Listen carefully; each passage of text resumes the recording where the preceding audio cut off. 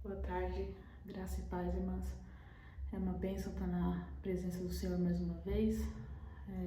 Poder falar da palavra do Senhor é sempre um, um prazer, uma honra. E quando eu fui convidada para trazer uma palavra, o Senhor falou no meu coração. E antes de entrarmos na palavra, eu gostaria de aproveitar a oportunidade e dar uma palavrinha quanto à questão do probleminha que eu passei há pouco tempo, de ter ficado internada alguns dias. A palavra de Deus diz em Colossenses 3,15: sedes agradecidos.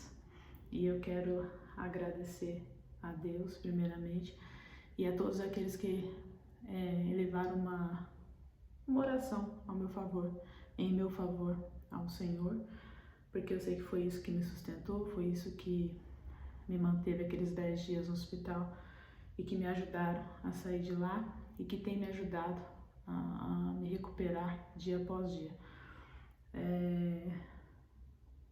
Foram dias difíceis, mas o Senhor estava comigo todos os dias, a paz dele esteve sempre em meu coração e eu realmente quero agradecer grandemente a cada um, porque eu recebi muitas mensagens e mesmo aqueles que não enviaram, eu sei que estavam em oração por mim, a igreja, e acho que não tem prova de amor maior quando alguém eleva uma oração por você. E quando pessoas que muitas vezes, existem aqueles que são, como diz a Bíblia, amigos mais chegados que irmãos, mas existem aqueles que você nem tem muito convívio, não tem muita proximidade, mas aí chegam para você e diz: ó, tô orando por você todos os dias, e isso não tem preço. Então eu louvo a Deus e agradeço grandemente. E eu gostaria de brevemente, porque se fosse contar cada detalhe, mas brevemente engrandecer o nome do Senhor, porque eu tive esse probleminha com a anestesia e eu tive essa enxaqueca tensional que me levou ao hospital novamente por 10 dias. Foram momentos muito difíceis, porque, segundo os médicos explicaram, a medula ficou vazando e aí eu fiquei com falta de líquido no cérebro, do qual desenvolveu todo esse problema. Mas a cirurgia foi uma benção. Eu fui para a cirurgia, era uma cirurgia de endometriose, que eu descobri há pouco tempo que seria necessário fazer. E eu fui para a cirurgia sabendo que seria necessário tirar parte da minha bexiga, porque os exames diziam isso. E aí vem toda aquela preocupação, preocupação com o processo não só de fazer a cirurgia, mas de depois de recuperação. O médico já tinha me avisado que eu teria que ficar com uma sonda por alguns dias e que ele só saberia exatamente o que seria feito depois que ele tivesse na cirurgia, que ele abrisse. Então, se fosse necessário, teria que tirar também um pedaço de intestino ou algo assim, mas que no exame não estava claro, mas que a bexiga ficaria claro, já estava claro que ele teria que mexer. E para honra e glória de Deus, o Senhor sabia do meu temor no meu coração quanto a isso, e realmente eu estava muito tensa, muito nervosa para essa cirurgia, mas para honra e glória de Deus, quando o médico fez a cirurgia, abriu para fazer o procedimento, não foi necessário. E quando eu voltei no pós-cirurgia para conversar com ele alguns dias depois, ele me disse: olha, eu não sei o que aconteceu, o exame dizia que tinha que fazer, mas quando eu abri era tudo superficial, então foi muita limpeza, tive que fazer, mas nada foi necessário de tirar nenhum pedaço de nenhum órgão. E eu disse para ele: eu sei o que aconteceu, meu Deus é bom. Então eu gostaria de deixar esse testemunho porque embora eu tive esse problema com a anestesia e também ajudou o fato de eu ser muito tensa, de estar muito nervosa, ir para a cirurgia muito nervosa, eu não gostaria que ficasse apagado o grande feito do Senhor na minha vida, que foi um milagre na cirurgia, nada de mais sério se necessário ser feito. Amém? Então vamos para a palavra do Senhor. Estamos numa campanha de avivamento, muitas pregações maravilhosas sobre isso, é um tema maravilhoso, um tema que mexe conosco, um tema tão importante para a nossa vida. E quando eu fui convidada, o Senhor pôs no meu coração um versículo que inclusive eu preguei há um tempo atrás sobre um outro tema, mas está em 2 Coríntios 4:16, e diz assim: portanto, não desanimamos, ainda que o nosso exterior esteja se desgastando, o nosso interior está em plena renovação dia após dia. Irmãos, esse versículo ele fala Paulo está falando na verdade sobre a questão do momento de aflições, que nós não devemos desanimar. Mas confesso que estudando para preparar essa palavra, eu fui confirmando com o Senhor se era mesmo sobre esse versículo, sobre esse assunto, e sempre esse versículo no meu coração. Por quê? Porque, irmãos, essa questão da renovação dia após dia. Não importa muito o que estamos passando no exterior, isso foi o que o Senhor colocou no meu coração, tá? Até pelo momento que eu passei, muito pouco tempo. O que você vem passando no exterior, o que temos passado com essa questão da pandemia, que mexeu com todas as áreas da nossa vida, financeira, emocional, saúde, familiar, todas as áreas, que não importa o exterior, que mesmo que o nosso exterior esteja se desgastando, ou seja, inclusive a nossa carne, nosso corpo, o nosso interior, ele tem que estar em plena renovação dia após dia. É o nosso espiritual, é o nosso emocional, porque quando eu estava no hospital, eu confesso que o Senhor me sustentou de uma maneira tremenda. Dia após dia, a paz dele, eu passei o Réveillon no hospital. Dia após dia, o Senhor me trazia uma paz que eu nunca tinha provado, nunca. Algo sobrenatural, algo na certeza de que Ele estava no controle, algo na certeza de que eu podia descansar nele. Eu não sabia quantos dias ali eu ia ficar, porque havia uma dificuldade dos médicos em estabilizar uma química que tinha sido ativada no meu cérebro devido à falta desse líquido. E eu estava extremamente tranquila. Tem momentos em que você não está muito bem, sem dúvida, mas eu posso dizer que a paz do Senhor não faltou no meu coração. Então, isso que nós precisamos diariamente, é esse tipo de avivamento, de renovação. Porque o que é o avivamento? O avivamento é um tempo de renovação espiritual. Ele é quando as pessoas se dedicam a buscar e agradar ao Senhor, né? Então vem o avivamento. Ele é uma bênção de Deus que restaura e transforma vidas, né? Um breve resumo aí, uma definição, digamos assim. Quando o Senhor plantou no coração da igreja, de uma serva do Senhor, que imagino que tenha sido a Lucimar, para trazer esse tema avivamento, e quando o Senhor faz isso nas igrejas, muitas vezes a gente fica esperando que isso aconteça neste momento, que isso aconteça exatamente agora, algo grandioso, algo que vai impactar, que todos vão ver, como aconteceu já algumas vezes aí mundo afora, né? Mas nós não podemos esquecer que todas as nossas orações são guardadas pelo Senhor e que elas são sementes que estão sendo plantadas e que elas vão dar frutos, mas que primeiramente ela faz um efeito em nós, em cada um.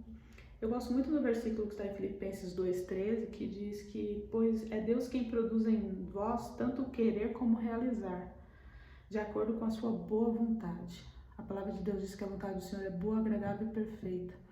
E esse versículo é maravilhoso porque o Senhor, ele diz que é Deus que produz tanto querer quanto realizar. O Senhor plantou no coração da serva dele, planta no coração de alguém da igreja o desejo de um avivamento. Por quê? Porque ele quer realizar. E é isso que tem acontecido nos nossos dias. Mesmo que não aconteça algo grandioso, visível aos nossos olhos, neste momento, que impacte um bairro, que impacte um município, um estado, um país, o mundo, mas ele com certeza vai acontecer dentro de cada um de nós, no lar de cada um de nós, na vida de cada um de nós, desde que a gente se dedique em buscar ao Senhor, em realmente ter uma renovação espiritual.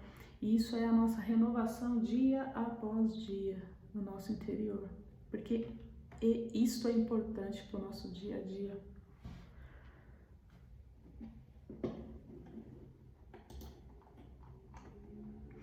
Nós podemos dizer também que o avivamento é a busca por estar cheio do Espírito Santo, sem dúvida. Não existe avivamento sem estar cheio do Espírito Santo. Acho que o grande efeito que nós podemos ver sobre estar cheio do Espírito Santo, todos nós conhecemos na Bíblia, está no livro de Atos, no capítulo 2, né? E lá em Pentecostes, que era uma das 3 grandes festas, né, que aconteciam em Jerusalém, tínhamos a Páscoa, a Pentecostes e a festa dos tabernáculos. Então, o Pentecostes ele aconteceu ali, a Bíblia relata que tinha 120 pessoas juntas ali em um determinado lugar, e diz assim no capítulo 2, versículo 1: E ao completar-se o dia de Pentecostes, estavam todos reunidos num só lugar. De repente veio do céu um barulho, semelhante a um vento soprando muito forte, ou um vento impetuoso, de algumas versões, né? E esse som tomou conta de toda a casa onde estavam assentados. Então todos viram distribuídas entre eles línguas de fogo, e pousou uma sobre cada um deles, e todas as línguas ali reunidas ficaram cheias do Espírito Santo, e começaram a falar em outras línguas, de acordo com o poder que o próprio Espírito lhes concedia que falassem. E é maravilhoso que eles estavam reunidos, eles estavam em festas, eles estavam buscando o Senhor, e aconteceu. E é assim que nós temos feito. E muitos achavam até que eles estavam bêbados, e a palavra diz um pouquinho à frente que Pedro se levanta e começa a falar e explicar o que estava acontecendo, e até para explicar que eles não estavam bêbados, né? Até porque era cedo do dia, 3ª hora do dia, eles não estavam bêbados. E no versículo 16 diz assim, Pedro explicando, ele diz, muito diferente disso, né? Que eles não estão bêbados, o que está ocorrendo foi predito, ou seja, foi profetizado pelo profeta Joel. Isso nós vemos no livro de Joel, no capítulo 2, do versículo 28 ao 32. É exatamente o que ele diz aqui, é o que estava no versículo, nesse livro de Joel, profetizado por ele. Então, no versículo 17 de Atos 2 diz, Pedro explicando, ele diz, nos últimos dias, diz o Senhor, que derramarei do meu Espírito sobre todos os povos, os seus filhos e as suas filhas profetizarão, os jovens terão visões, os velhos terão sonhos. Sobre os meus servos e as minhas servas derramarei o meu Espírito naqueles dias, e eles profetizarão. Mostrarei maravilhas em cima, no céu, e sinais embaixo, na terra, sangue, fogo e nuvens de fumaça. O sol se tornará em trevas e a lua em sangue, antes que venha o grande e glorioso dia do Senhor. E todo aquele que invocar o nome do Senhor será salvo. Glória a Deus. Todo aquele que invocar o nome do Senhor será salvo. Então ele deixa claro aqui que será sobre todos. Não há distinção do Senhor. Então é uma promessa do Senhor feita em Joel. Leia o livro de Joel, ele é um livro pequenininho, tem 3 capítulos. E ele relata ali uma fase muito difícil que o povo de Judá estava passando, onde eles tinham sido devastados assim por uma praga de gafanhotos, a qual veio e diz que comeu toda a plantação, e os bichos e os homens estavam morrendo de fome, e que em questão de horas esses gafanhotos devastaram tudo, até as cascas das árvores eles comeram, para terem uma ideia, sementes para as próximas plantações, tudo foi devastado. E Joel concluiu que isso era como uma punição do Senhor, para que o povo se voltasse em arrependimento para ele. E aí Joel vem e fala com o povo, e quando a gente lê em algumas bíblias de estudo, a Bíblia Plenitude, por exemplo, o autor diz assim, a mensagem de Joel é clara e concisa. Se você acha que a praga dos gafanhotos é má, espere até que você veja o julgamento final do Senhor. Mas como todo verdadeiro profeta de Deus, Joel não para na predição, né, na profecia do dia do juízo final. Ele claramente anuncia o dia da graça de Deus. Então, veio algo pesado, uma praga de gafanhotos sobre aquele povo que deveria buscar o arrependimento, mas ele também fala sobre que seria o grande e terrível dia do Senhor, mas ele fala também sobre a graça de Deus, né? E assim como Joel, nós temos a oportunidade, assim como Joel pregou para aquele povo de Judá, nós temos a oportunidade como servos de Cristo, como igreja de Cristo, a pregar ao povo nos dias de hoje quanto às boas novas, que nada mais é do que realmente falar sobre o arrependimento, sobre, olha, os dias estão difíceis, como hoje temos uma praga, né, um tipo de praga aí, que é essa pandemia, esse Covid-19, mas existe um Deus misericordioso no céu que ouve as nossas orações, existe um Deus que salva, existe um Deus que está conosco todos os dias, existe um Deus que nos ajuda a passar pelos dias difíceis, existe um Deus que é provedor, existe um Deus que cura, existe um Deus de milagre, existe um Deus que faz maravilhas, existe um Deus que sustenta, existe um Deus que é poderoso, soberano, que está no trono, que não perdeu o controle, existe um Deus que nós não temos nem condições de enumerar todas as qualidades dele, e soberano, grandioso, maravilhoso, príncipe da paz. Existe um Deus, esse é o nosso papel, e isso só é possível se nós estamos cheios do Espírito Santo, se nós buscamos um avivamento, porque senão nós não temos nem para nós, que dirá para dar para os outros. E essa é a necessidade de realmente nos buscarmos o avivamento pessoal, individual, coletivo, um grande avivamento que o Senhor pode fazer, ou um avivamento dentro do seu coração, no seu dia a dia. O avivamento, eu acredito que, eu gosto de uma definição que assim, nós vemos em Gênesis, no comecinho do livro, já ali no capítulo 1, versículo 3, o Senhor diz, haja luz. E para mim, quando o Senhor vem à nossa vida e a gente aceita Cristo como Senhor e Salvador de nossas vidas, é a mesma coisa. Eu acho que o Senhor vem dizendo para nós, na nossa vida, haja luz, porque antes você está em trevas. E aí o Senhor vem e diz, haja luz. Isso é ali, no começo, assim como em Gênesis, no comecinho. O Senhor disse, haja luz, e viu que a luz era boa e fez distinção entre luz e trevas. Da mesma forma na nossa vida, é no começo, é quando você aceita Jesus, ele diz, haja luz. Cristo, o Espírito Santo agora está em você. Haja luz. As coisas passadas, velhas, são passado. E nós vemos isso claramente na vida de Paulo, que era um Saulo que perseguia os cristãos, que matava. E quando ele tem um encontro com o Senhor e cai daquele cavalo e fica cego por uns dias, ele viu a luz, ele teve luz na sua vida, houve um avivamento, houve ali algo diferente na vida daquele homem que o mudou totalmente para o resto da vida. Só que essa busca, ela tem que ser diária também. Temos que estar sempre buscando renovação, avivamento. Nós somos chamados para sermos sal da terra, fomos chamados para sermos luz do mundo. É o que o nosso Senhor Jesus ensina em Mateus 5, 13, 14, no grande Sermão do Monte. Ele diz que o sal ele serve para dar sabor, para mais nada, a não ser para ser pisado, se não for para dar sabor. Ele diz claramente que a luz do mundo, somos chamados para ser luz do mundo, não para ficar escondidos. Então, nós realmente temos que buscar sermos cheios, avivados, para sermos sal da terra, luz do mundo, como o Senhor nos ensinou, e tudo isso para que o nome dele seja glorificado, porque nada somos sem ele. Para mim, irmãos, o avivamento, muitos falam em pilares de avivamento, e realmente há, mas uns falam em 3, em 4, em 7, em vários. Eu enumerei aqui alguns que eu acho que são importantíssimos e devem ter outros, mas na minha opinião, ao meu ver, tem 4 aqui importantes.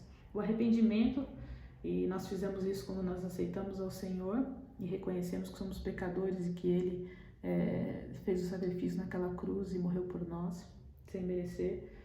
E nós devemos nos arrepender sempre que for necessário. Sempre que houver algo errado que for necessário, devemos nos arrepender e voltarmos ao Senhor. A busca a Deus, que aí inclui tudo, adoração, intimidade, oração, jejum, leitura, estudo da palavra. Isso é uma busca diária, uma busca constante, orar sem cessar, é o que a palavra diz. A santificação, que é uma guerra diária contra a nossa carne, a nossa natureza é pecaminosa.